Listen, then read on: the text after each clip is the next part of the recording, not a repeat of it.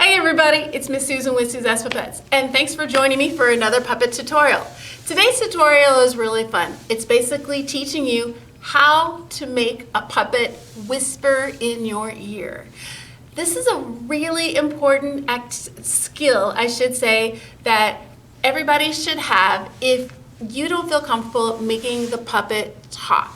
This is something that's super simple that you can do, and that also gets your point across when you're either introducing a story or introducing the song or doing a fun activity for the kids. So this is really fun. There's no particular puppet that you need to use. You could either use a moving mouth puppet or you can use a glove puppet. But either way, the main goal is to have the puppet whisper into your ear, and then you're going to share with your audience what exactly they're doing and what they're talking about. So first things first, I'm going to take a quick second and I'm going to show you one bit that I do in my opening of my story time. It's super popular. The kids love it. And when I'm done, we'll talk a little bit about it and we'll break it down so that you'll know step by step how to do this too if you choose to use it. Hello, Mr. Monkey! Kids, can you guys say hello, Mr. Monkey? Hi! Oh my gosh, I'm so excited to see you today. What was that? You smell chocolate? No, it's too early for chocolate. No one ate chocolate. You think one of the kids ate chocolate? Sniff their hand? Oh, all right. Kids, Mr. Monkey thinks that he smells chocolate. Who had chocolate for breakfast? A few of you? Okay. All right. Well, Mr. Monkey wants, you sure? Okay. Well, Mr. Monkey wants to know if he can sniff your hand to find out who had the chocolate for breakfast. If you guys feel okay, just hold your hand out like this and then he's going to come and sniff your hand. Okay? All right. What? That's not a breakfast food. He said that you had popcorn for breakfast. No, you didn't have popcorn for breakfast? Okay, all right. You let him sniff your hand. No, that's not a breakfast food. He said you had ice cream for breakfast. You did? Are you sure you had ice cream for breakfast? Okay. All right, Mr. Monkey. One more person, okay? All right. Oh, you're the one that had chocolate for breakfast. Oh, no, you didn't? Okay. All right, Mr. Monkey. All right. Yes, calm down. Calm down. Yes. All right. All right, kids. I'm sorry. Mr. Monkey can't sniff any more fingers. He has to go because we have to get ready for story time. So can you guys say goodbye, Mr. Monkey? Oh, awesome. All right, Mr. Monkey. We'll see you later, okay? All right. Bye-bye. And that's it. And then I would start the story. Okay, so just to kind of recap what you just saw. When you're using a puppet, and I've said this in a couple of my videos already, kind of break your puppet skit into threes. You have to have an opening where the kids say, "Hi, Mr. Monkey," and you have to have a middle where he does his skit, and then you have the end where everybody says, "Goodbye, Mr. Monkey." When you're pulling out your puppet, make sure your puppet is in some sort of bag or box. And this is crucial because you don't want that puppet to be a distraction during the whole story time.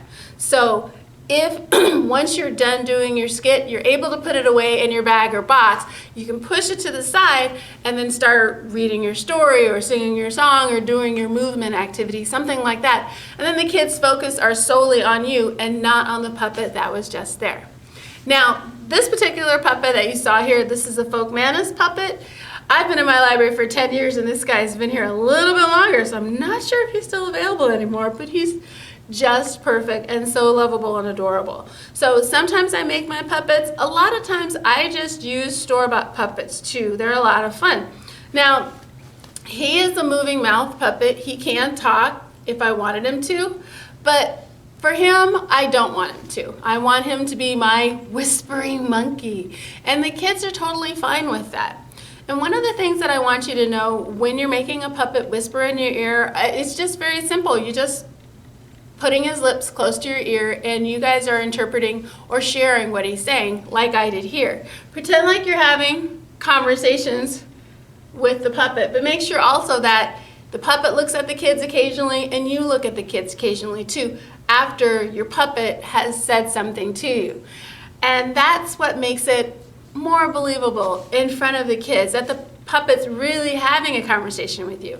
I don't know how many times after story time I've had a kid come up and ask if the puppet would talk to them. That is just priceless to me, because that shows me that I did a good job making him believable to the children in front of me.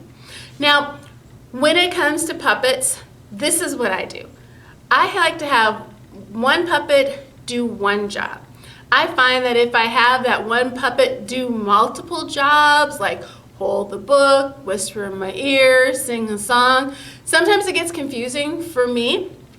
And especially since I preach a lot that each puppet should have its own bag or box, when my job, I'm a school liaison. I go into the preschools and daycares to do story time. So when I walk in, sometimes I'm a little like the bag lady because I have quite a few bags or boxes with me. But the point is, when the kids see the monkey's bag, which is a picture of like a rainforest, they know exactly who is in the bag and what the skit is going to be. And they're so excited. After a couple of visits, I don't even have to say who this puppet is. They're like, oh, Mr. Monkey's here. I mean, they are so excited. So, like I said, there are some teachers and librarians that take one puppet and use it for various jobs. I don't. I am so busy hopping from preschool to classroom that I like Mr. Monkey just to shine with his one job. That way I can use more puppets to be able to do different jobs and to make them famous too, which the more you watch these videos, the more that you'll see all the different puppets that I use and all the different jobs that they have. So it's a lot of fun. So the monkey one is what I use for my openings. I definitely use them a lot during the beginning of the school year when the preschoolers don't know me or might have seen me. So it's a good time to introduce Mr. Monkey. And so when I ask the children, is it okay to sniff your hand, I ask them to hold their hands like this. Because I tell you, even though Mr. Monkey is really cute, there are some kids that are afraid of puppets. And even when I ask them to hold out their hand and I have Mr. Monkey come up, they might go like this. Then I know I don't want to rock the boat. I don't want to make them feel uncomfortable. So I might move on to another child. Or if they go like this and I'll be like, oh, that's okay, Mr. Monkey will come back. No, Mr. Monkey. And then if they put their hand out, then I know it's okay. So I don't want the kids to feel uncomfortable with me or Mr. Monkey being in their space. So I ask their permission.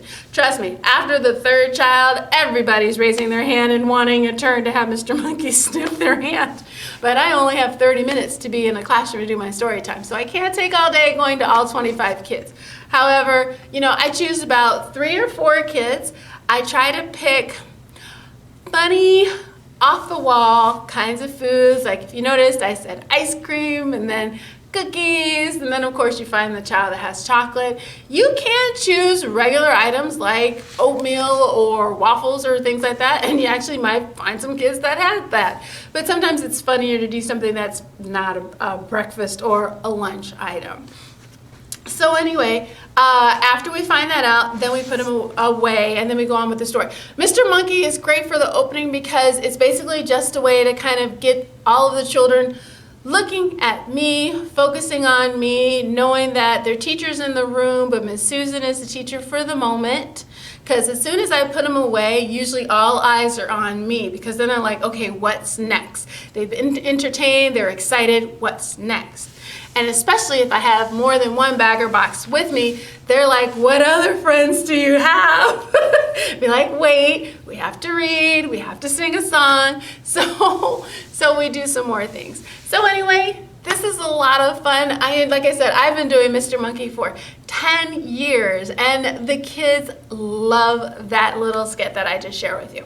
So anyway, again, my name is Susan Fulcher. I am with Suzette's Pupettes. Thank you so much for listening to me today. If you're following me on YouTube, make sure that you hit that subscribe button and ring that bell so you can get notifications every time that you see this video. If you're following me on either Facebook or LinkedIn, please keep a lookout. My goal is to try to have a brand new video every Wednesday for you guys, just to share with you any tips and tricks that of how I use puppets during story time.